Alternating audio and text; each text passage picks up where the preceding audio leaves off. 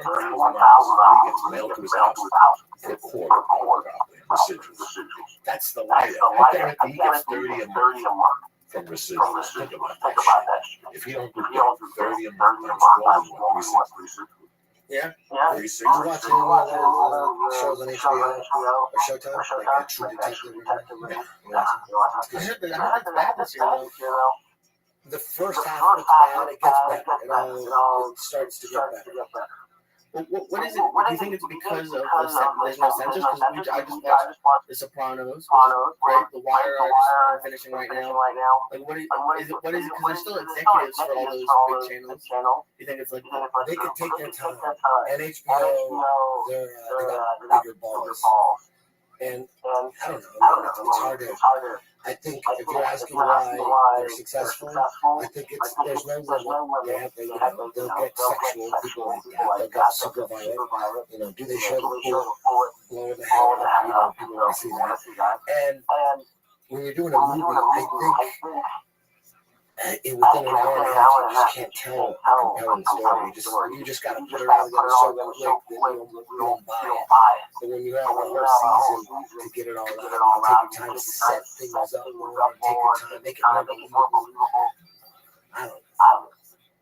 I just think it's crazy how much of a role the executives play. And so, if someone was executive, being an executive for your act job, and you getting a special depended on that person giving you good notes, and that must be really frustrating for the people whose career depends on them, and like just some asshole giving terrible notes, but no one saying no to them. It's a one type win situation. Sometimes you make some really good producers, you can't come.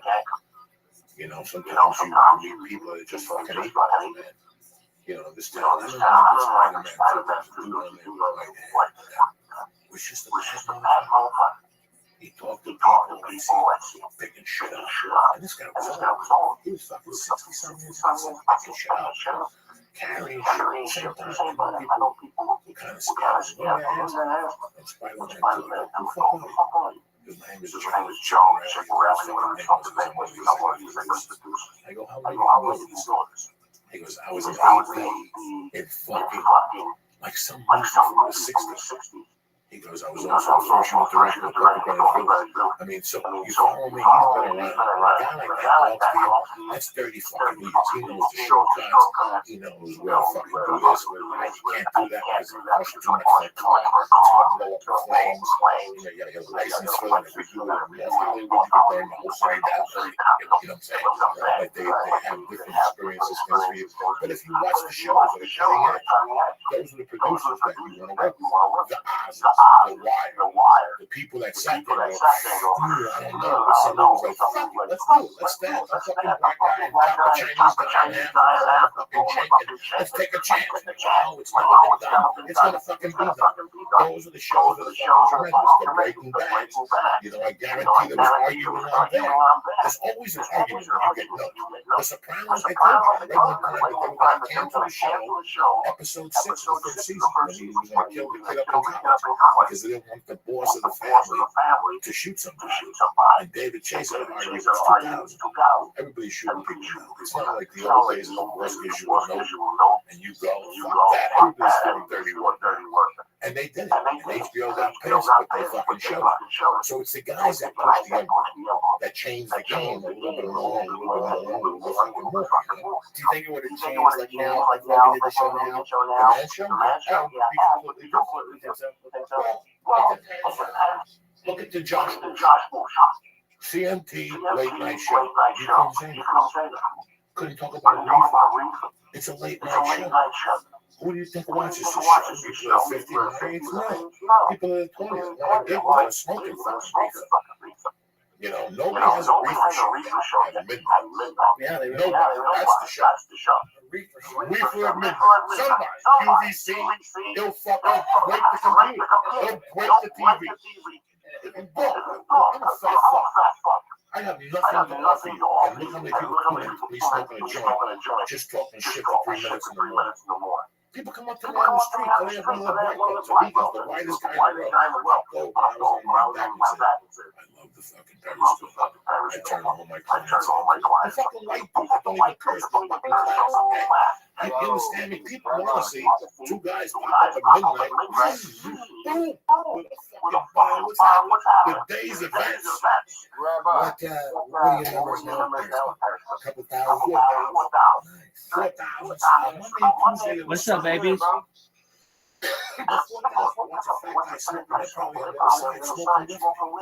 That's what people want to do. How many college kids will go home at 11 and watch two fat dogs eating Doritos, smoking dope with a dog, looking up and fucking news? That's as simple as it is. And it's got, somebody's got that show in the development. They just want to see who's going to go first. You know, that 70s show, they used to sit at the garage and smoke weed. They would never show it, but you'd see the smoke. Right, yeah. They were talking about the real show. A man show today would have to have reason. And you'd blow up the TV, people would be pissed. It's the end of television. But a cable network is eventually going to do it. Sci-fi. They eventually, they worked like Will and Grace. They brought in like gay characters and stuff. So eventually the stoners are the gay guys got the stoners are coming for sure. Just gonna take time. Yeah, I don't understand how they don't have No respect for stoners. Has any sitcom put a weed store in their rotation except Sons of Anarchy? Not that I know. The guy owned the weed store. Well, you know what? There was a show. What about that one? That's something that got Yeah, I got crazy. crazy bad. That was a show that could have been on for 20 fucking years. Two suburban moms selling weed from their fucking house. Season 7, they could have bought a weed store and got legal. They could have done it. No, there was Mexicans and fucking people having kids. What the fuck are we doing here? I want to see a show about two bitches selling weed and struggle being single moms. Meeting fucking people in alleys with a gun and shit. I want to see some fucking white chicks. I want to see a chick with tattoos who has a boyfriend who's a trucker who beats her. And she's selling pounds of weed to get away with it. You know what I'm saying? Like making 100,000 fucking years selling pounds of weed. Online, whatever the fuck, something interesting, something that's really going on today. I saw Blows. What do you think? Oh man! I mean, I saw it when it first came out, but I forgot everything before I had a kid, and now everything I watch that has any kind of tender moment with a kid, man, I start crying. Man, I really do. Like, I was watching Hangover 3 and Hangover 1. The baby was like not even one, and Zach Galifianakis would have a baby in this little front pack thing, and then by Hangover 3, he saw the kid's like 3, and the kid goes, Zach, are you my father? And he says, yes. And I'm watching my wife, and we're looking at the screen, and I had so many tears coming. This is Hangover 3, dude. I'm such a pussy. I had so many tears coming down my face. My wife makes fun of me for crying. She really thinks I'm a pussy. So I didn't want to wipe my tears off because then she was sawing the peripheral. So I just stayed there and just let the air dry and shit so that she wouldn't know that I was crying. In Hangover 3, so I'm watching Blow. Remember at the end when it's all about his daughter, and then he's in jail, and then he's imagining that his daughter's coming to visit him out in the yard. And I remembered everything. I'm like, man, it's different now that I have a kid. I had to get. My wife was there, and I got up and walked into the kitchen. She goes, "Where are you going? This is the end." Like, I already seen this. She goes, "You're a big fucking pussy. You're about to cry." No, I want some cookies. I'm gonna get that. It's almost over. But really, I couldn't take it, and I didn't want to tell her in front of my wife. Because I went to the kitchen, man, and she busted me. She knew exactly what I was saying. I couldn't take it. You ever see the champ? Yes, but when I was like 10. It was on about Ricky Schroeder?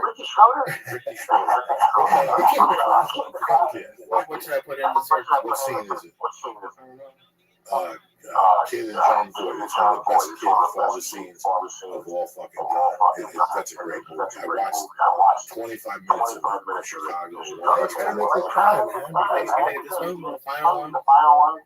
Let me see. Damn, dude. Champ. Final part of the movie. Saddest movie right there. Dude, and while it's happening, before I got to go into the kitchen, I'm thinking it's just Johnny Depp. He's an actor. This is just a movie. I'm trying to think of the grips. There's cameramen. It's not real. It's not his real daughter.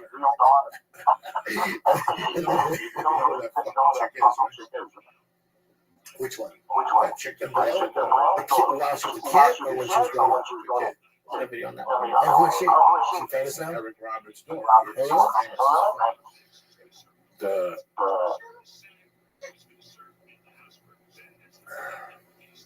Look at Ricky Shaw.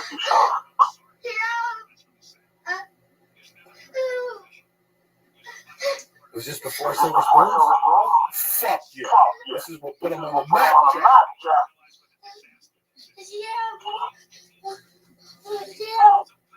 He died? I don't know how this shit. I forgot about this. Watch this. It's just Ricky Shaw. It's just Ricky Shaw. It's a movie.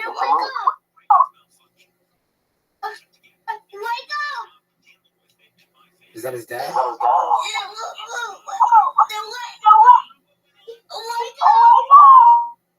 Great actor. Yeah. And TC, baby. I'm strong with that.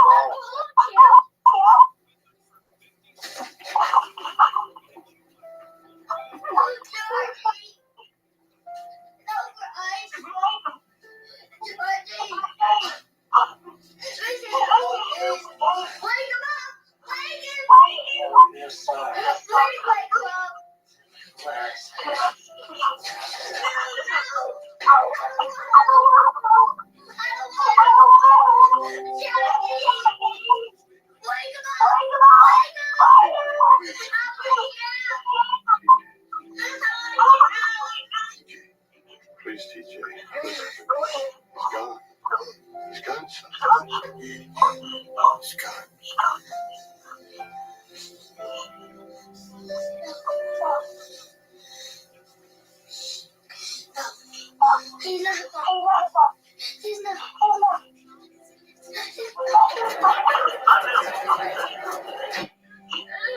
Please.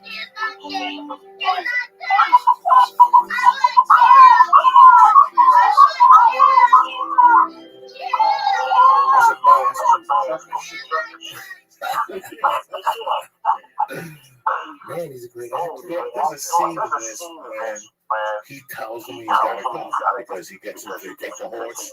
He loses again with the horse and all that shit. And there's a scene where he tells him it's better if you go live with your mother. He does. With a man. He doesn't tell him this is love. He fucking breaks it down. He tells him, listen, I ain't going nowhere. I swear to God, I'm doing my homework. I wash my dishes. I mean, he's fucking so good. I was doing something in the hotel room. I had to look. Fucking Ricky Shaw. I was going to look to see if you want to ask him. Who gives a fuck? They should have won an Oscar. But this little kid, that's a fucking ass. That was strong as shit. John Boy. Shit. They forgot you. 10 Oscars, John Boy. The fucking, what was the movie he did with Dustin Hoffman? That's Angelina Jolie's dad. He, the fucking one, American Cowboy, Midnight Cowboy. That dude's been in some fucking movies, Jack. I can't believe we're here to talk to jiu-jitsu. We're talking about fucking It's a real fucking podcast. I'm saying on Wednesday. Yeah, I always wanted to ask you. We took him the first time you rolled to go to Abu Dhabi. I went to Abu Dhabi as a brown belt, but the first time I went to class, when I got back, Sean Jack gave me a black belt. So that's how I got my black belt. Abu Dhabi. And you were already at the boxing gym. No, I was still Comedy Central. So I went back, and believe it or not, Tom showed a little respect. After that, just a little bit. And actually played in one episode, they played on a loop, and tap on a roller in the background. You can barely see it. Like it's like a dressing room background, some stage. So they were into it. And then that's when, Larry called me from Vegas and said, hey, dude, I was sitting here at the pool at the Mandalay, and they're talking about your match. Oh, dude, people are into it. Now fucking quit that job and open up a school. And at first, I was like, oh, my God, quit. And then I thought about it, and I thought, man, I'd rather be broke and do something I love than be miserable and say that I work in TV. Because it was kind of cool saying that, working for Comedy Central, but in reality, it was terrible. People work on TV. Really, what kind of TV? Come into the truck. Tell me right for the man show, which is not a lie. They think you created the show. That was crazy. There used to be a room on Tuesday nights that we had in San Diego. San Diego, 10, 15 years ago, had a great comedy scene. We had Monday night, the guys were hustlers. The comedians at the time were hustlers. I went there, got this PB on Pacific Beach on Tuesday. And then Wednesday, they had another room that was 2 doors down. These guys were killers. So basically, it was all on one block, just 3 doors down. I mean, fucking tremendous. That's what those carnitas are in San Diego. Right on that corner, there's a Denny's, there's a little Mexican joint right there. So I went down on a Tuesday, and listen, guys, the show starts at 10. It's college students. By the time you go up there, 11, you know, 20 minutes to get to the lab. You're done. You know what? They're crazy. They're talking about fucking people. That's all they did well with dirty acts. And some girl came up on stage that was fucking hot. And she took off her shirt, and I said, take off your pants. And she took off her fucking pants. And it was just like that. It was the craziest thing. I get off stage, she comes over, starts talking. She's crazy as shit. But she's beautiful. I can't figure this out. How a girl that loud just go up there, and then she's crazy. We start talking about it. I go, can I ask you a question? Can I finger you? Because that's a deal breaker right there. You just meet a chick and ask me to make a finger. I swear to God. She walked me to the car. One of her friends went by the car. Can I ask you something? Can I finger you? She was, yeah. And I fingered her, and I'm like, you are the real fucking deal. This is my number. We started talking, and she goes, I'm coming to LA to visit you tomorrow. Well, no, you're not. Listen, guys, she called me at 5 in the afternoon, and she showed up at our contract with an equal, a case of beer, and a bikini on. You understand me? That's a fucking woman. I didn't have an apartment. I lived at that fucking building in different floors. I had to sneak her up to Celine's. It was fucking crazy. This is, And they had the juggy and then they had the juggy tryouts. Like, Joe, I got a live one. This chick will not only walk around like she'll suck people's dick on TV. She told me she was fucking crazy. The first night she did 3 nights, she took her panties off, started playing with a pussy. I almost died in the living room. Teddy was upstairs. Teddy came back. What's she doing? I don't know. Leave her alone. Making noises like a cat. And she didn't give a fuck. When a woman takes her fucking panties off, and they don't give a fuck. And she wasn't a porn chick. This chick was beautiful. She had a rich dad. She was fucking crazy. She had some rich dad, a rich fucking boyfriend that gave her money to go out and suck dicks. It was fucking crazy, man. It was fucking crazy. So I asked her, you want to try for Johnny? She went right down there. I don't know what the fuck. And then I couldn't be around her. She was crazy. She wanted to small play, and I dropped her off at Pablo Francisco with his buddy.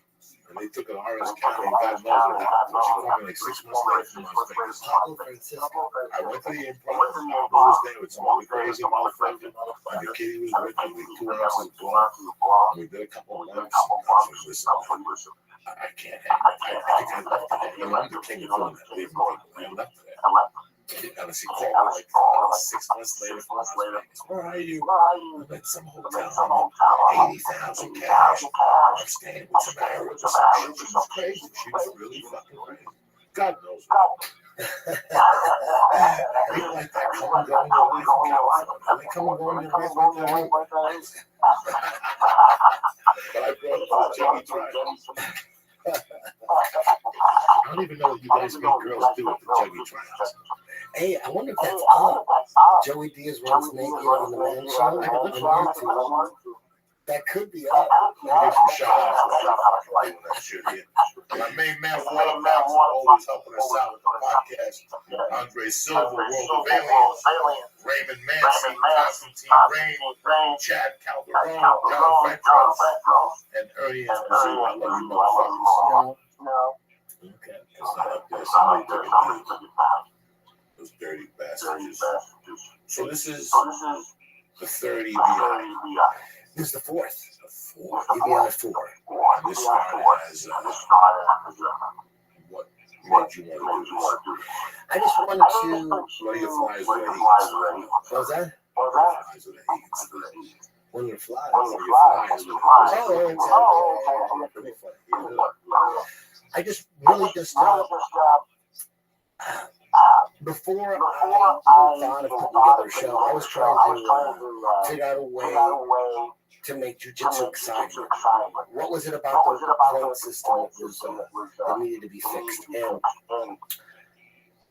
And the submission only game was started by there was a couple tournaments. I think Sub League, Pacific Northwest was doing it, and some USA Grappling, they were doing a submission only for that.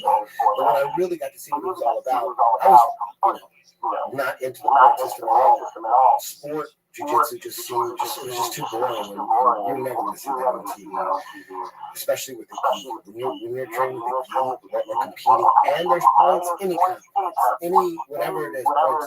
As soon as someone's up, he's going to relax and chill time. But when I went to Gracie Nationals and saw that they were running a full tournament, submission only, I thought it was the most exciting tournament I've ever seen. Where there's no points going on, it's just people trying to submit each other. It seemed like that could never happen. It seemed like a fantasy. And Rose Gracie and Javi Vasquez, they put together Gracie Worlds and Gracie Nationals. It's awesome. And then Metamoras came out with a submission only type, bigger, not a tournament, but an invitational.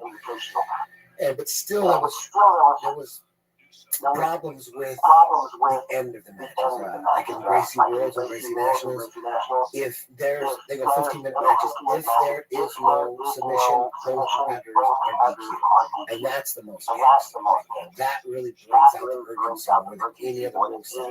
Where if there's no submission, you both get disqualified. And then the brackets get kind of funky, but it's amazing. We show up with a giant squadron every time Gracie Nationals hits LA in January, and Gracie Worlds is coming up August 23rd in Anaheim. We're taking a giant team as well. We love those social tournaments. But for TV, what I wanted to do is do what Metamoras is doing, but make it more exciting, because they were doing the same thing. Just like my match with Wheeler, it was a 20-minute match, and if there was no submission, it's considered a draw. It's really hard to run tournaments. It's just so unpredictable. And I thought the only real way to put jiu-jitsu on TV is it's got to be submission only, but we got to have a winner, and it can't involve points. How can we determine a winner with a submission only format? And it took me a long time to figure it out. But what we do is we have 10-minute matches, 16-man tournament. EBI 4, 16-man tournament. The featherweights, 145 division. Our current champion is Gio Martinez, who won EBI 1, he won EBI 2, and now this is EBI 4. Who won 3? Gary Tone. He's not in this. No. He's a welterweight. We're doing the featherweights. So Gio's the champion of featherweights. But we got some killers. Eddie Cummings, who's Gary Tonen's leg lock training partner. He showed him that they all learned from Dana, who learned from Dean Lister. So Dean Lister went to New York, trained at Hensley Academy 15 years ago, something like that. Turned John Danaher into a leg lock fiend, and then Danaher just took. He has a very scientific approach to everything he does. So he took what he learned from Dean and made a system out of it. And a lot of the guys that come from Henzo School, because John Danaher is one of the main instructors there. You see a lot of leg lock guys. I have a leg lock guy who came from Henzo School. His name is Eric Ramey, and he's probably could be my best leg locker. So John Danaher is a leg lock genius, and he's got some prodigies. And Eddie Cummings is one of his prodigies, and he's killing everybody with leg locks. He's like unstoppable. Eddie Cummings is amazing. He was in EBI 3 as a welterweight, but welterweight's 170, featherweight is 145, so he's going down 2 weight classes. So he's in it, so it's going to be Joe Martinez, who finished everybody at EBI 2 and finished 3 out of 4 going into EBI 1. And He's going to be on one end of the bracket. Eddie Cummings is going to be on the other side. We also so we got a leg lock. Eddie Cummings is probably the best leg locker in jiu-jitsu right now. He's just unstoppable. It's made me read leg locks and really devote a lot more time into leg locks as an association. The 10 Planet Association was influenced by Eddie Cummings. Hitting and what he's doing with his leg lock. So he's in it. So we got him. So we got two killers. And then we also got Zhao Miao, the Miao twins, who is one of the best jiu-jitsu players in the world right now. IBJJF style. He's got incredible flexibility. His spiral game and his De La Riva game is top shelf. Him and his brothers, you can't really get any better than them when it comes to De La Riva and Baron Bowles. It's like he's Zhao Miao is to Baron Bowles like what Eddie Cummings is to leg locks. And then we also got Rothschild, who was in the lightweight division at EBI2, and that's too heavy for him. He won a match and then lost a match, but now his true weight is 145. So we're gonna, even though Barrett is he's 40 years old now, but he's at 45, he can grapple with anybody. And so we got four corners, Gio Martinez, Zhao Miao, Eddie Cummings, Barrett Rothschild. We got a bunch of. So you got North Carolina, Duke, UCLA, and Arizona State.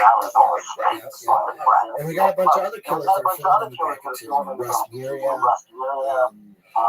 Joe Tudor, who's a professional surfer, who's also a well-known black belt. Let me ask you something. This is your second match. 10 Planet has made a resurgence. You know, I'm out there. I go to different places. I talk to different people. People recognize me. You're the fucking rubber dog. 10 Planet has really had a resurgence lately. I mean, you're all over fucking Facebook every day. By the way, is who takes New York? Is somebody from Rochester out here? Chris Herzog? No. Okay, was he supposed to come out? I don't think so. He was in the Bay Area. I fucked up. And I saw a tweet that I wanted to donate to GoFundMe for Grace. And I've been calling you every day, and I forget to ask you. Can we still donate to Grace? I think so. Okay, because when I go home, I'm going to send you the link. Because I was on a plane, and I saw the link, and I can't do it. I'm open, I'm taking credit card out. Don't kill me. Okay, I got to do that on the computer. So I got to see what it goes. She'll be here. She's back. Yeah, so we also, on top of that 16-man bracket, featherweight division, we're going to, in between every round, we're going to get through the first round, and then we have a team super fight, and then we go through another round of featherweights, another super fight, another round, and then we have a total of 3 super fights, all women, all girls. We have the winner of, we have 4 12-year-olds. Females in EBI 3. We have Jessica Khan versus Cora Sek. Jessica Khan beat Cora Sek. All amazing. They're just prodigies. And then we had Alyssa Wilson against Grace Gundrum. Grace beat Alyssa. So what we're doing in this one, I'm taking just the winners and pitting them against each other. So it's going to be Jessica against Grace, and then Alyssa versus Cora. So if you saw EBI 3, which is available for free on YouTube, a couple months after that show, I put it up on YouTube. Just YouTube search EBI Eddie Bravo Invitational 3. Just look for the official event, and the entire thing is on YouTube for EBI 3. EBI 4 will be available on budovideos.com. We're streaming it for, I think it's $19.99. So you can stream it worldwide, and you can go see the show live downtown LA Saturday, August 15th at the Orpheum. You can get tickets at Ticketmaster.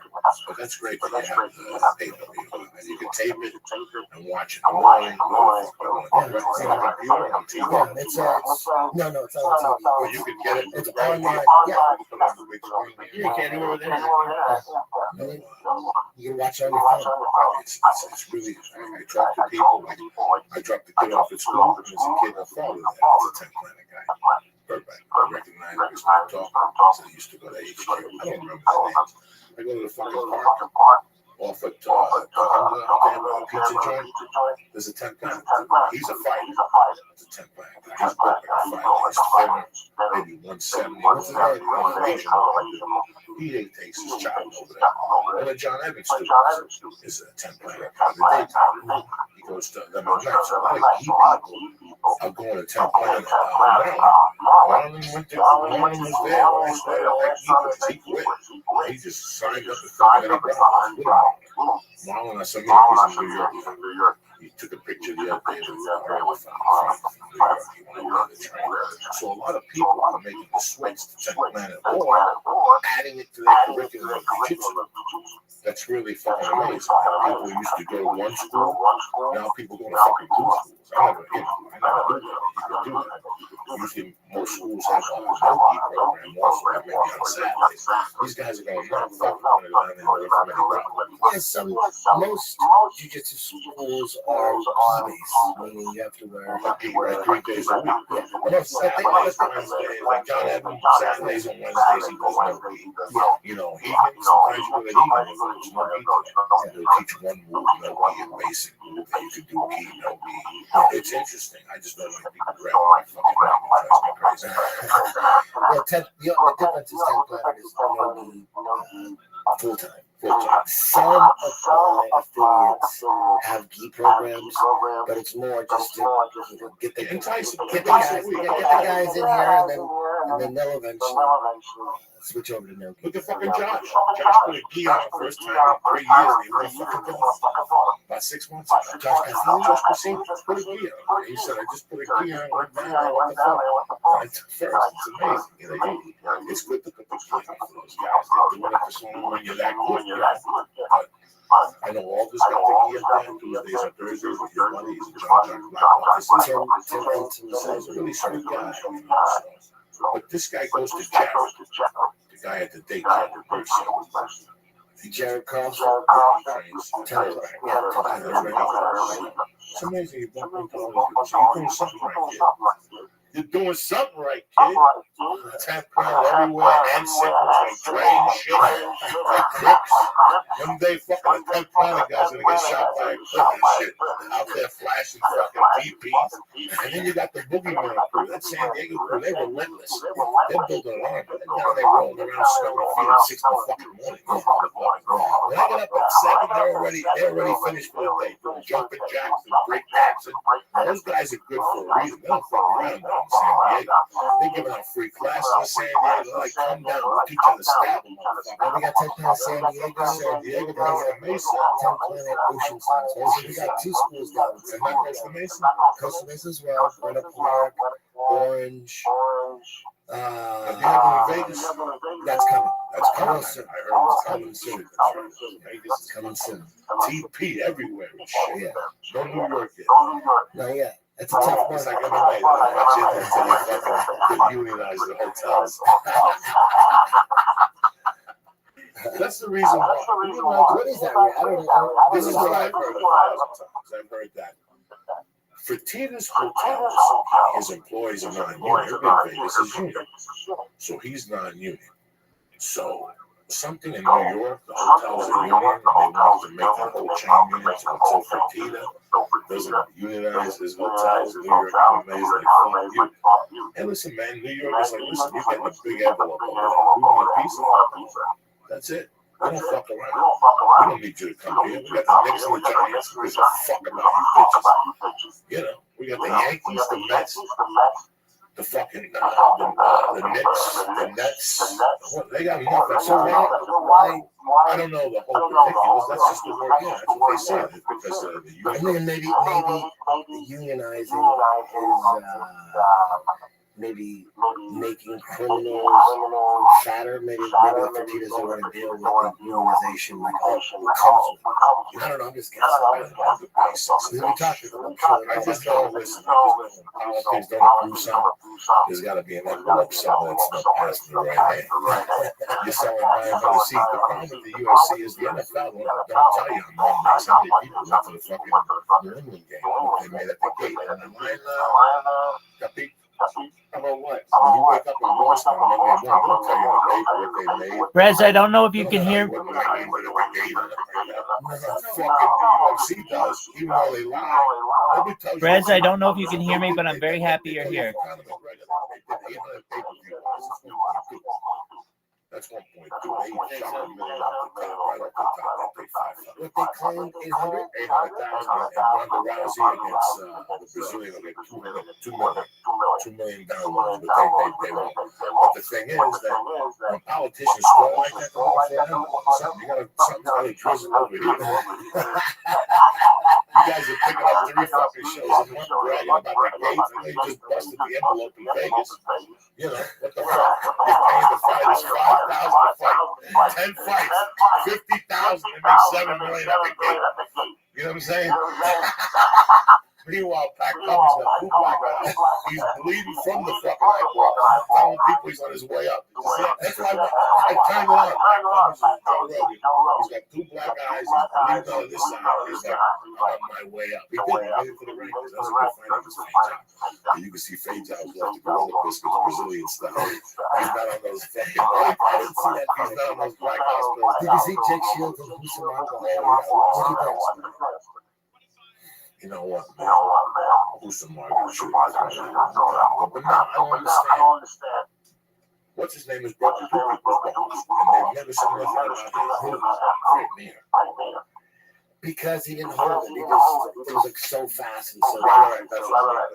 This guy is just crazy.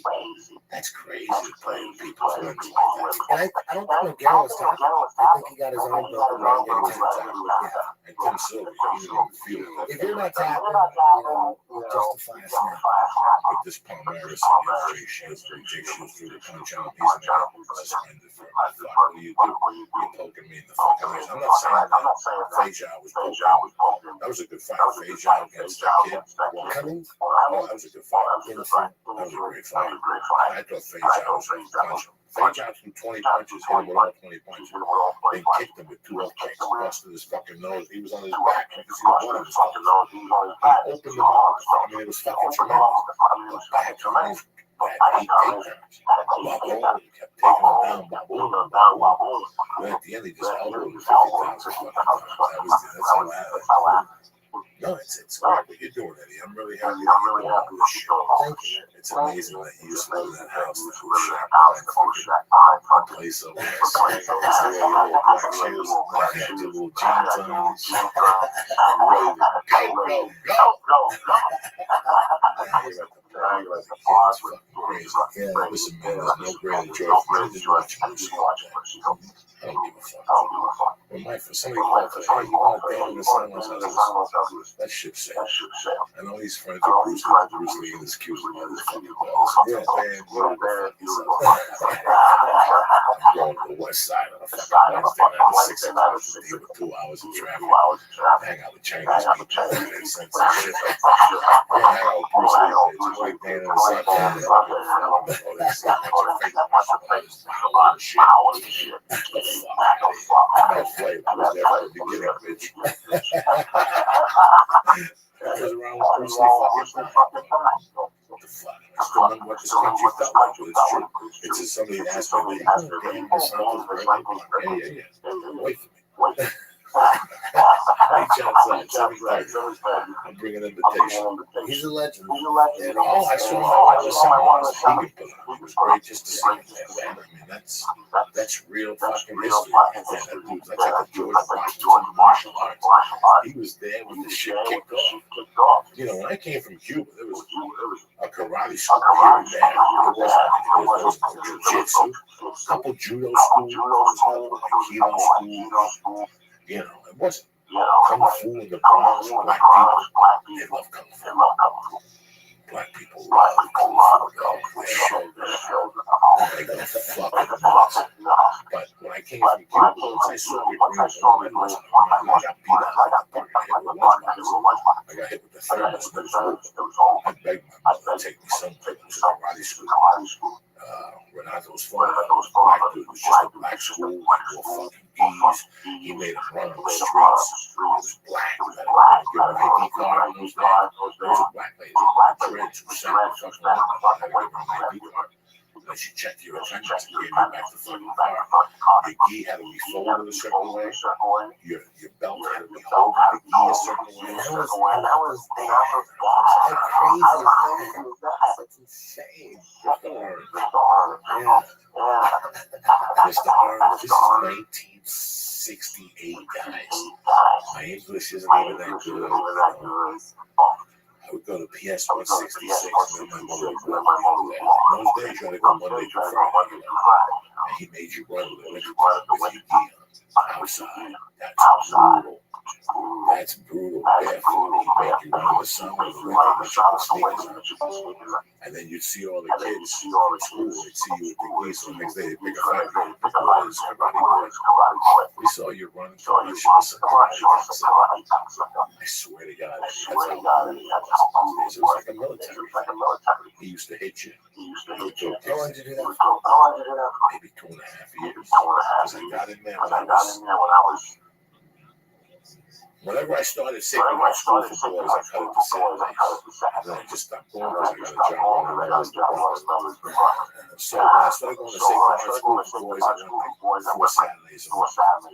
And that was it. He was pissed. He didn't understand that shit. In those days, you had to give me a karate teacher report card.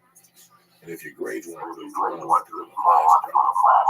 And his classes were the classes,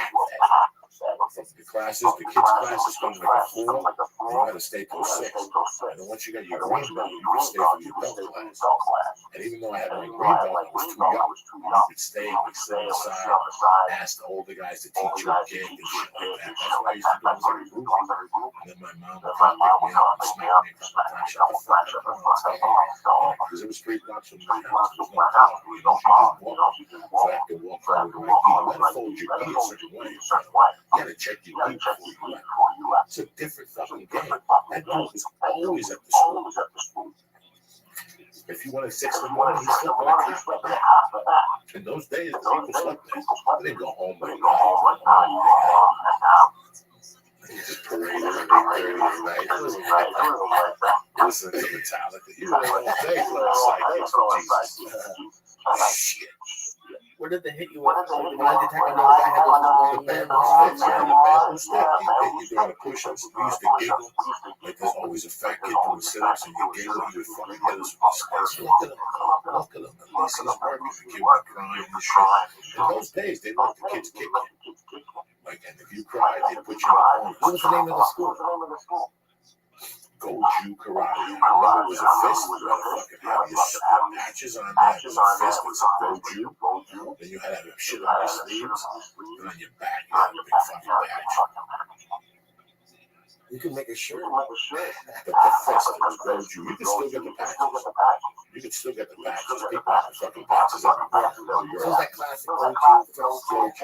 Yeah.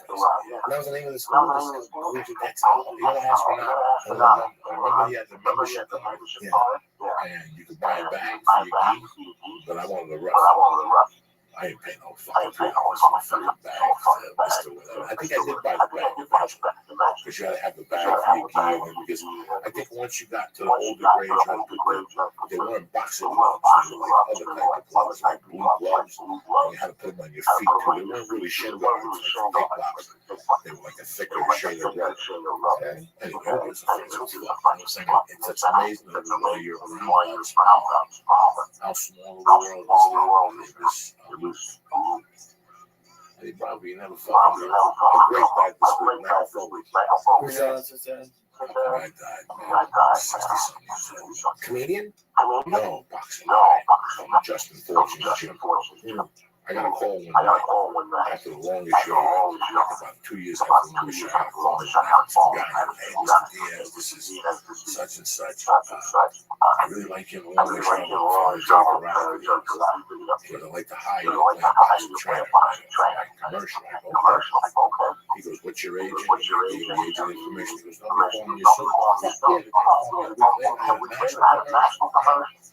some boxing thing where it was like a school, like a boxing. I don't know what the fuck it was. Some product for men, Armostat, Monostat, for women. And I get there, and the trainer from the other guy, there were 2 boxes, and then I played the trainer, and it was like I was shot like Freddie Rothschild. I like this had to be fucking 2008. And we shot this in because I was just off the coke. I just stopped doing coke like in November. And they shot like in February. I didn't want to be out. That was like my itchy night. Like 8 o'clock was when I was starting itching. Here I am on fucking Freddie Rothschild. And they sold coke right outside. You know, so I was still a little itchy.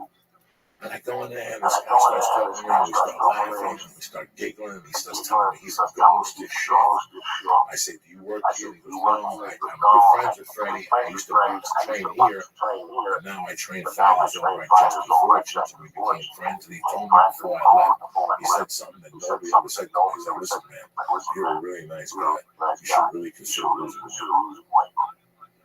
He goes, well, who the fuck is he? Had the mitts, right? He's a mitt trainer. He put the mitts on and we just fucking around. He goes, you can still move. You're not breathing well and shit. Your color's not good. He goes, you should really consider losing weight. He goes, come down to the gym. I'll train you for $20. I used to one day I went in there with one pair of underwear on and shorts and a t-shirt. Like a long shirt. So you can see my stomach was 413 pounds. I went to Justin Fortune's gym. And he had me, and I was just so bad of shape that I pissed my fucking pants in the corner. I've never told this story to anybody. I pissed my pants like a little kid in the fucking corner. I couldn't breathe. I thought I was going to die. So between breathing and holding my piss, I just focused on the piss. I just focused on the breathing. And I just remember pissing my pants. From he would work me for 3-minute rounds. He'd get a punch. He would make me follow him. This is how bad a shape I was. I'm not fucking with you. So I pissed my pants. Not just a fucking piss. Like it was running down my leg. You know, you could smell it on my leg. Leave there and shit. And I was like, what happened? I told him, he goes, just put on 2 pair of underwear. Make sure you come back. Like, he didn't do it for me enough. He told me, put on 2 pair of underwear. Next time you come, that's a problem. Because I had a friend in Boston like that. He was from Boston. 6'6", big motherfucker. Because I had a friend that he loses breathing, so you know what you're doing. And I just kept going to him. I would piss my pants off. And he told me, if you want to lose weight, you go in front of the bag and just punch it for 30 minutes a day. He goes, do that for 6 weeks and come back and see me. And I lost like 30 pounds. And I went to Weight Watchers. But he was the first guy I trained with. And I meet him at 5 in the morning. I was so out of shape and so embarrassed. I started training with him. He gave me his number, guys, in February. I didn't call him until October. Like, that's how embarrassed I was. I finally called him. He goes, if you don't want nobody to see you, go to 5. I'll train you at 5 because I got a professional at 6. And that's what that guy did to me. So when he died yesterday, I was really fucking sad. Like, because I didn't know. Nobody called me. I saw it on and then I called the Australian Justin. Justin told me that they found him on the floor. But he was in great shape, man. He was down there every fucking day punching. So he was in Vietnam, so he had some problem with Asian arms. He had some with his stomach with Asian arms. He was trying to get money out of it. So rest in peace, man. Before you stopped me, you got me out of the 400 club. That's crazy. He wasn't the one who went to Kansas? No, that was Justin Fortune. Oh, okay. He was, like I said, I just talked to him Friday. And I usually would talk to him on Sundays. But for some reason, I don't hear from him. We should call him last Friday, and we called him. He was going to come down, so he died on Monday, so I feel really bad. It happens, brother. That's the thing about this life. We're all going to go. Yeah, it's crazy how could that, like, 2 days later. 2 days fucking later. I dealt with my parents. My parents passed away when I was young, so I dealt with it not a lot, but enough when I was young. Until Ronnie died last week, I had no one even like remotely close, and because I'm friends with Steve, and so I hit somebody, and it's like it is kind of weird. I saw Ronnie 3 weeks ago, and now just it's a weird thing to think about. That's why you gotta leave the house thinking somebody's gonna suck my dick tonight. Because you never know when the fucking bomb is gonna come down. And Jesus is gonna press that button, that's all over. Next thing you know, you're floating up to the sky, you're going through that shit with me spray. They spray crops. Aluminum? If they spray aluminum up in the air, now you're floating through it. Like a fucking angel. I don't know what the fuck I'm talking about. This is good weed. Fuck yeah, it's good weed. I had some hash mixed in there. You know I don't fuck around. I had some old school hash from the one I do. This shit was hard. Last night I smoked hash under a glass anymore. I haven't done that in 30 fucking years. Under a glass? Oh my God. How's that? Let me tell you how you smoke hash under a fucking glass. I just so happen to have it here. Joey Diaz glass. Okay. All right. You take a fucking pen. You know these jerk offs that put pins in their shirt? You know, with peace signs and shit. You know, it's got a pin. You put it in your jacket and it says, vote for me, or 10 grand, whatever the fucking says. Well, you take that fucking stupid pin out of your shirt. Not because you're fucking moron. You put it on its back. So this is the back of the pin. And this is the fucking needle. Okay? So the needle's like this usually. You pop the needle up like this. And you take that fucking needle. And you take this piece of fucking hash, you take a lighter, and you go like this, and then you stick it in the fucking needle, and you take a chilled glass, you put a glass in the refrigerator, you let that motherfucker chill. You take this piece of hash and you stick it on the needle, and you light that motherfucker on fire, let the thing burn for a couple minutes. Then you blow it out, you take that glass and you put it on top of the hash. You take that hash and you roll it to the end of the table. You put your lips at the end of the table and you smoke that glass full of fucking hash. You have no fucking idea. You understand? Jesus Christ. You have no fucking idea what you're dealing with. That's what DMT is doing. I was smoking hash under a glass when I was like 15. Some buddies of mine were like, Egyptian shit, I was stamped.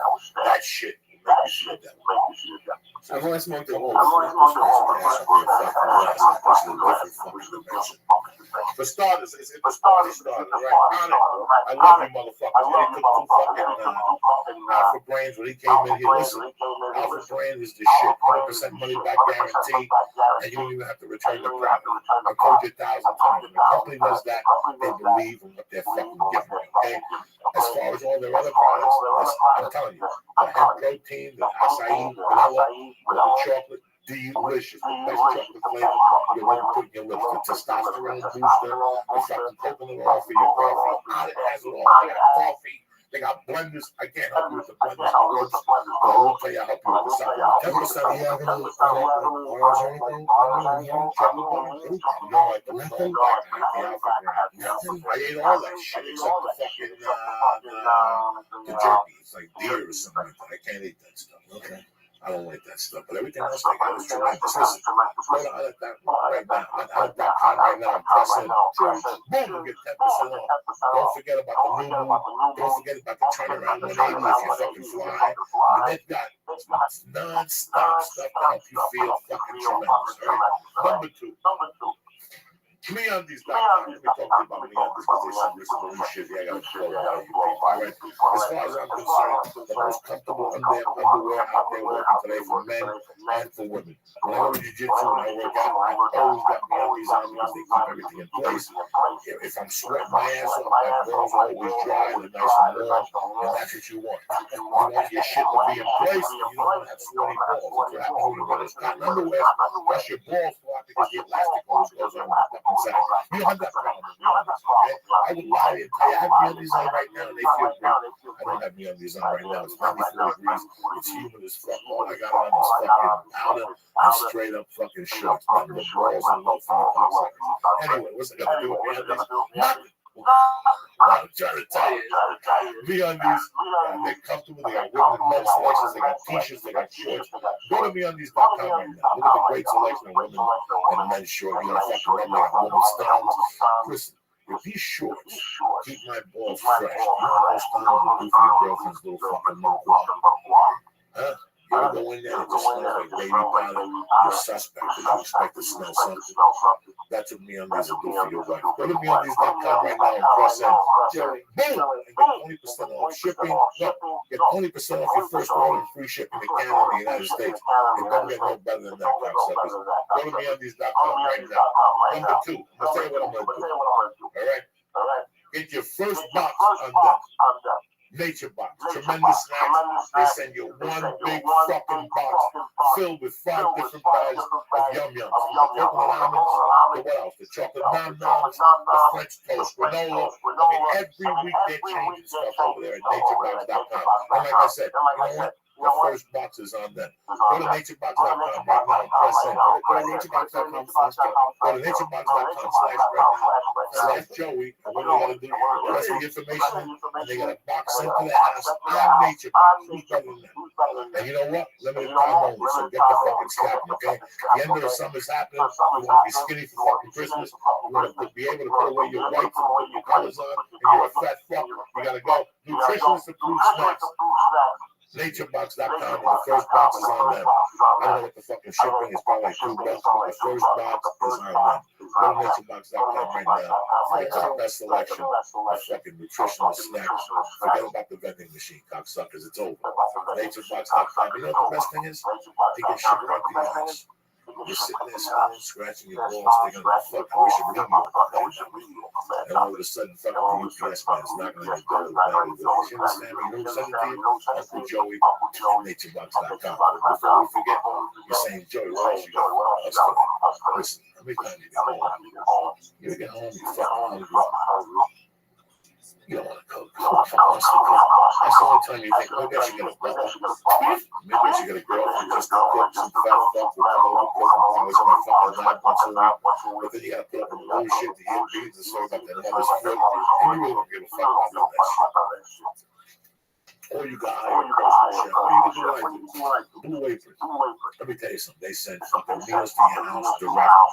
You get a box set with a little refrigerator in there, like a little bag that's a refrigerator with fresh, delicious nutrients in there. I mean, unbelievable. You take step-by-step directions on how to cook it. You fucking single guys that are sitting there eating fucking Jack in the Box, McDonald's complaining about your weight. Here's your chance. You get fresh, nutritious, they're all pre-portioned. Tell you what they do, right? This week, let me tell you what the menu they got. They got spiced meatballs. They got stir-fried ginger basil, fucking chicken with nice rice. That's what the 2 people plans. For the fat family plan, they have pork chops and some vegetable rice. Yummy. And they got chicken thighs with wheeler pasta with nice spicy tomato sauce. That's on the family package. On the 2-person package, are you fucking kidding me? Spiced meatballs on Wednesday, you're sitting there fucking starving, watching bubble guppies, thinking, well, I gotta eat. And all of a sudden, you got a bite, you go in there, let's say you got a date, you want to impress this fucking homo, you cook together. Who's better than you? Do me a favor. What's this shit here? What's this shit here? What's this here? Do me a favor. Blue Apron sends gourmet recipes with fresh ingredients and then right to your door. I'll tell you what I'm going to do. Our listeners are going to get 2 free meals. Go to blueapron.com/Joe and start cooking delicious fucking meals at home with Blue Apron. Do me a favor. Go to blueapron.com/Joey and get 2 free meals sent to you. Right? Besides that, I don't know what the fuck I'm going to do. We got shit to do with people to see. Reefer to smoke. I suggest you motherfuckers do the same. Okay? Listen, next weekend, next Saturday, you're going to be sitting there. There's no UFC. There's nothing going on. What time's it start? It starts at 7. Do me a fucking favor. What do they need to do? They either need to go to, if they want to order it online, pay-per-view, go to BlutoVideos.com/EBI, or go to Ticketmaster and then get tickets to see it live in downtown LA. Saturday, August 15th. Let's say you live in Nebraska. I got time to fucking LA. What do we need to do? BlutoVideos.com. 7 o'clock California time. Yes. 10 o'clock Eastern time. 8 o'clock in Chicago. Whatever. Check your own time zone. I'm here breaking it down. I'm too fucking high to be breaking time zones down. But do me a favor. 90% of you are going to watch it. Maybe you don't live in LA. You're going to watch it on Blue Videos. Open up your computer Saturday, connect it to your TV, get some popcorn, get some fucking Blue Apron, a little pork chop, a little fucking jello body, and you watch some world-class jiu-jitsu. Oh, Brother Eddie has worked hard to put this together. And I'll tell you what, if you know anything about this fucking guy, you know he's going to give you the best fucking fighters he can. His hand on everyone who's listening to this guy. This guy's one of the top fucking gloves in jiu-jitsu. So do me a favor, do a personal favor to me. I'm not doing nothing next Saturday. Fuck that rally. Fuck that cunt's house. Go to fucking BudoVideos.com. BudoVideos.com. Hey, whatever the fuck it is, and watch EBI. You're going to have a great time. Also, you can watch EBI 1, 2, and 3 on YouTube For free, gratis on the house. Listen, if you don't watch Grace Content next week, you're fucking wasting yourself. If you're a real jujitsu enthusiast, you should watch this, and especially those little fucking girls. It's going to inspire you like it did to me. Ever since I went there, my game picked up because I go more than jiu-jitsu. If I saw a little girl do what she fucking did, I could do half of that and be a fucking killer. Right or wrong, dog. That's where it starts with Grace fucking Dungeon. Go to the YouTube page. What is it? Go find me. Fuck this shit. You motherfuckers got money. You're holding on to it with your fucking long pockets and short pockets. Anyway, next week, DC. Taping the CD in DC next week. If you see Mrs. Obama, tell her Uncle Joey's holding it down. And he's eating that little black fucking raisin until it's dry. That little black raisin. Oh my God, I'm thirsty. Just thinking about it. You just laughed over my phone.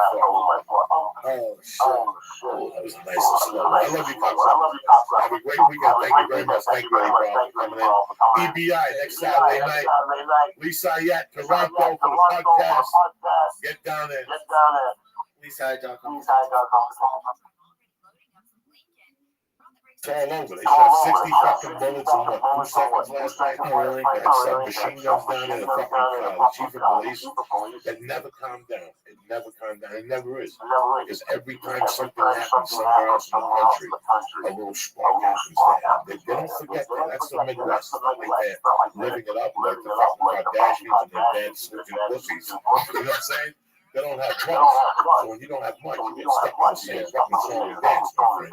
Well, I mean, it's kind of hard for Ryan and I to really understand. Is it that terrible being a minority in America?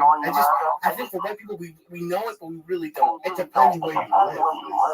It depends where you live. Ferguson, Missouri is probably the equivalent to, something like Holland. I've never been there. It's like every other place USA where they have an African-American fucking community. And then inside the African-American community, they have 3 blocks of fucking where people go to buy crack, and there's hookers, and God knows what else is down there. And listen, man. I mean, I'll say this too. I say, and let's be honest. Let's go on.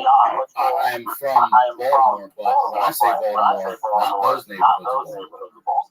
You know what I mean? So I can't speak intelligently on what's going on. Just because you're from a city doesn't mean you can speak intelligently on what's going on in those, pockets and those areas of that city. Yeah, people always ask me, when people hear Baltimore, they think The Wire. I have never hung out in a neighborhood. I mean, they're there. That's all real, but I'm saying I don't go into those neighborhoods. There's no reason for me to be in those neighborhoods. Right. I can't tell you what's going on in those neighborhoods. People always ask me when I hear Boston, is Boston racist? And I've heard stories, and I'm sure in some parts it is just the white people. Just the I never saw it, but then again, I'm white as fuck, and I probably wouldn't see it. When somebody says racist, is it 5 guys in the bar, a big one, and all of a sudden there's you see that nigga chick last night? Is it that type of racist, or is it racist that people actually put a fucking hood on and go on big fights? No. Boston, everybody gets along because you have black guys in the Boston Celtics. See, what's the fucking black guys walking out of the Boston Celtics? That's it. That's it. That was it. They're like, I don't know if these black dudes they can play. Let's give them a fucking chance. But in all seriousness, I mean, in 1985, I used to hang out in San Francisco, and I used to hang out with these Cuban refugees. Cubans had just come over, and they went in different pockets. And I remember that there was this one guy that they would give you 20 nickel bags. And let's say at $5 a piece, it comes out to $1.25. They would give you like $15 out of $1.25. And there were days when I was broke, and I just go out there and just hang out with the guys. You put 25 nickel bags in, hang out. Just to hang out with the guys that taking me out, and they give them to you, and you'd hide them. You hide them under the bumpers, in cars, you hide them. If the cops come, you could just, you don't have them on. And listen, man, every 4 fucking days, cops are and I'm a white fucking dude on a paper before you take my license. Says Jose Diaz. In those days, I didn't carry a license. But my point is, they would just pull out and jump out of cars and throw you against the wall. It's tough to be a cop in America. Yeah, And What's gotten taken away from the cops with hours banging heads and hours out there getting pulled over and robbed and all that shit is the sense of community. Okay, so Ryan lives now? Yeah, Santa Monica. Okay, so you live in Santa Monica. You come up to the valley. Let me see how I can do this. Okay, you live in Santa Monica. You live on a block that there's a house and all this shit. And there's a neighborhood. Same fucking cop. Same fucking cop that's been there for years. He sees you, he waves at your kids. Sometimes he pulls over and you get in the car and let the kid fucking beat the horn. But you know, his name is Phil, Officer fucking Jones. And you get to know him 3-4 fucking years. Now, God forbid you come up to the valley. You come up to the valley one day, we're hanging out and walking across the winter and you smack him and you smack him to get license. They go up to the valley here in Hollywood, they do the paperwork, they come down to Santa Monica and put that work. Guess who's coming to your house with the cops in the valley? Officer Smith. Because that's his neighborhood. And guess what Officer Smith is going to do? Guys that are coming down Phil. Yeah. What do you mean? Officer Phil. That's what we said he was. Okay, Officer Smith. Officer Phil. The cops are coming from the valley. They're coming from the valley on one side of the story. Do you follow me? They're coming from the story that some kid was walking down the block on a skateboard, and my man Ryan just whip slapped him and got in his car. And the cops couldn't know that guy from that. Okay, so it could be like, his name. What a shame. The kid's a great kid. They're coming down the block with blood. All right? But guess who stops him? Officer Phil goes, hold on 1 second, to knock on his door. I got to come with you. And he explains to him this has to be a misunderstanding. I don't know his wife and his kids. He's a stand-up comic. He's a decent guy. So now the blood gets tight. They want to hear your side of the story. They'll take you down, book you. So you understand me at that type of relationship with police officers. I don't know what's happening with I'm not out there. But I know there's no relationship with police officers. There's no more neighborhood. So I know what black neighborhood is. I went into them to get drugs. I know how they shake you down. You know, in the old days, they get you, they'd have a gun on their holsters. Now they come out and shoot guys. And if they see any infraction, how many shootings have you seen in the last 3 years? You're like, where's the justification for this fucking shooting? Where's the justification for this fucking shooting? There's none. He got on the floor and the guy, what's the one the guy shot him a couple of weeks ago? The kid to Cincinnati. I can't look at the stories anymore. Yeah, one dude, he told him to reach for his license. He went to reach for it and he shot him. And he even said, why he's hit? He's hit. He's like, he told me to go for my license. Get my license. So, who the fuck knows the pressures it is to be a cop? But also, when you watch these videos, for me at least, when I see a cop's body cam and I see it from their point of view, to me, at any moment, it's like the end of Sopranos. Who's it going to be that's going to, you know what I mean? I think that it's so heightened right now that I'd be scared out there. I'd definitely be scared. If I got pulled over today, I'd be scared. Yeah, I'd be the cop too. I mean, I'd be scared if I was a cop. Yeah. And let the body, the cam watch it, put my hands out the window. You know, I would do everything. I was thinking about the other day. What if I got pulled over and I would just put, as soon as I open my window, put my hands on the window, and that's it. That's the end of it. Then when they get there, can I reach for my license? I'm reaching for my license. I'm the same. But even if things weren't heightened, isn't there always going to be some sort of like tension between the cops and I don't want to say just black people, but see, like right now in the United States, there's a hidden tension with black people and cops, and if you don't get them, you have to. Okay, you got a call from some fucking Cuban dude smacking Jews. He goes into synagogue, just smacks you and runs out. He goes into temples. I woke up on you. Is your defense going to be up, or are you going to be glad to see me? You don't want me to smack you. It's the same fucking thing. Every black person in America right now, whether they're a criminal or just a regular black person, after you see the shooting in Cincinnati, you have to be a little scared subconsciously. You can say, suck my dick, they're going to suck my white dick or my black dick. But subconsciously, that goes into your subconscious mind. So you have to be a little bit fucking scared. I was always scared of cops. Me too. Yeah, me too. I've never been. My friend's his mom, they're black, and she tells him like, get your fucking registration on your car up to date. Never give them. Make sure your tail lights aren't out. Never give them a reason. Never give them a reason. Don't give them a reason. You know, I see people and they tell you the stories and they come back and you should fucking know. Remember the night we almost got pulled over? By the time we put into the cop thing, the cops looked like that kid and he started running. And here we are. So they saw two people in the car. So they thought I had picked the hitchhiker up. They got right behind what? They thought I picked the kid up. I said, yeah, I got a milkshake. They pulled up right behind us. I should have fucking right, man. They got out of the car. They got away. They're looking for a fucking kid. We saw the kid. We saw the kid fucking running. It's not like we didn't see. If I'm telling you right now, I've been driving at night sober, no weed in my car. I'm still paranoid. I still have a little paranoia. Even if I'm in a criminal warrants, nothing. I get pulled over, I shit my pants. That's why I do not drink. I have zero tolerance drinking. Zero. When I'm in the comedy store, listen, you know what, man, I love you to death. I'm already high. I don't want to smoke. I don't want to persona. I don't want to know. I got a medical in here. Never know. My guys eating mine. Don't ever fucking leave them the fuck alone. The speed limit, double. Right, man? Don't fucking Pretty much. My dad was freaked out in the car. What do you say? Well, because he took that turn, that left right after the comedy store, and he was high, so he saw the cars coming. He was like, did you really drop that crazy off? Easy on you. Your dad had a good time? I had a great time. We had a lot of fun. It's just, it's cool being older and spending like actual time. Listen, man, the coolest thing in the world is to be old and still be relevant in somebody's life.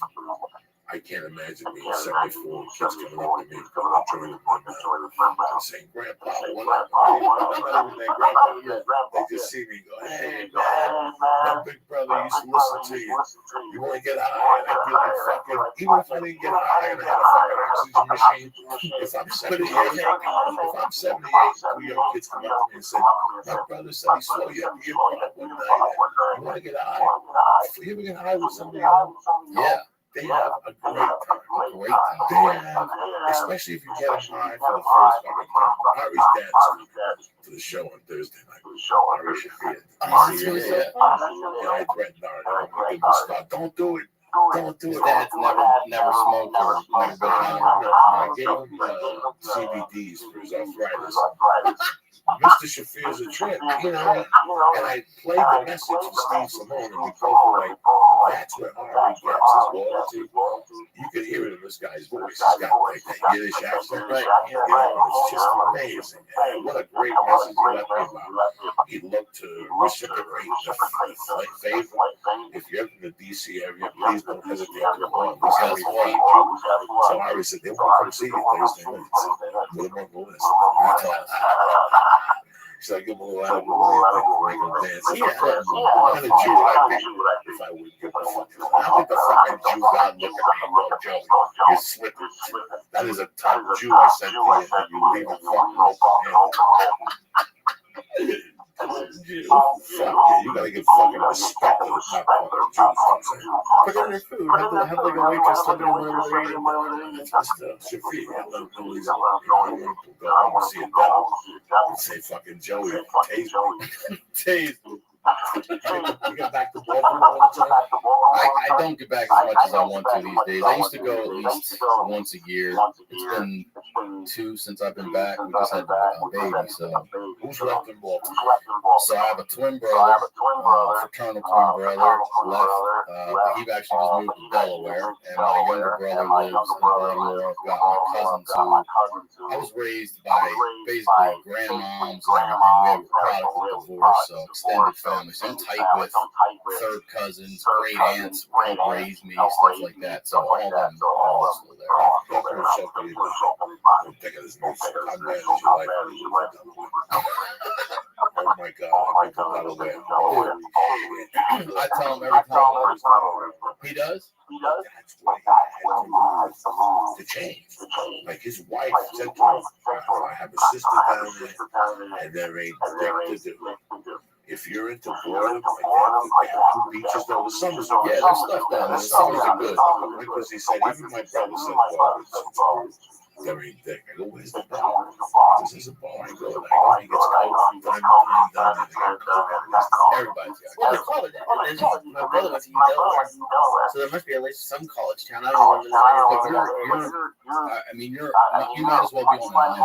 You really, you know what I mean? Like, you're so far away from everyone else, 2-3 hours away from everybody, that you know. So unless they're coming to the beach and you're on the way, you get to stop by. You know what I mean? It's so far to pack up a family and go visit somebody 3 hours back and forth, and then but You have to ferry from there to Jersey because I know my brother. Philly's close. A lot of Eagle fans down in that area and stuff too. But it's cheap. It's where a lot of people can afford it these days too. You know what I mean? Property tax is so low, and there's no sales tax. It's weird when you go get something that says it's $367 and then they go $367.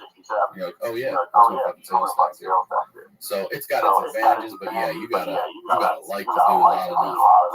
I never thought about that. Is there sales tax on houses?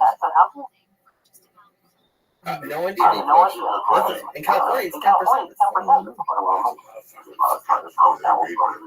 From A to fucking Z when you look at the bio, especially now with the price though. Is it crazy? Oh, it's crazy. It's just you see these homes and you go, "Two bedroom." Yeah, even if I could afford that, I need another bedroom. Yeah, I need a room and another bathroom. You need a fucking 2.5. You gotta have 2.5. When you have family, I like that. Listen, I need a small cubicle in the back that's just a shitter and a sink. Good. That's all I need. I've turned that into the highest fucking I just need it wide enough to give a good leg spread. And I'll tell you, a friend of mine, so we grew up together. His name's Eric. I won't say his last name. He ended up developing this crazy stomach problem in college. So they were giving him all this shit to drink to try to figure it out. Lighten him up, they can't figure it out. He's got, at this time now, he had a kid young, so he's got a little girl. And he's just shitting himself with no, and he's going to the hospital. Like, what the fuck's going on with me? Like, I don't even know what's going on. And bam. So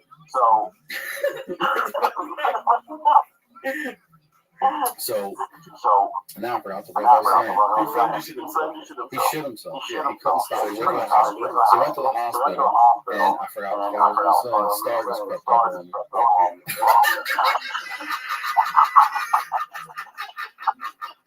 My question to you was, when this thing was going down with the police in Baltimore 3 years ago, were you communicating with your family at home? Were they saying to you, "The streets deadly, it was definitely part of town"? Yeah, it's definitely a different part of town. It's the town, part of town that no white people go on, that they're not there. So a buddy of mine has a junkyard there in Baltimore, and he was talking to, he's close to it. So he was talking to people in the neighborhood, and the normal people, the people that live there and work there, and they're like, they just burned down our CVS. So now we have to go get our prescriptions somewhere else. Like, they don't realize how much they put the community out. Like, we all got to go to this other one. It's going to be overflown. We're not going to get our shit. They burned that one man's business down, the business in their community. So, there's and then you hear all the other sides of the story with, the Ravens are out there and the Orioles are out there, and you're hearing it from the organization. So it's been an ongoing thing that I think exists in a lot of cities, and I think, like you said, they're waiting for that spark. And I wouldn't be surprised if we saw it again in Detroit or Chicago or somewhere else, especially at this rate. And it's only going to get worse because there's more there's more movie theater shootings. So the only way to stop that is by putting more police out there. If you think about it, there has to be, they're going to start putting cops in movie theaters. When I worked in the movie theater, there were cops there on weekends. In the theaters or in the lobby area? In the lobby area. So they would need more. But with guns, So you should neutralize the shooter. Sure. And you're there, and you're immediately. yeah. They're bringing them chains. Those chains charge $6 for that fucking popcorn. You go to get popcorn, it's a 20.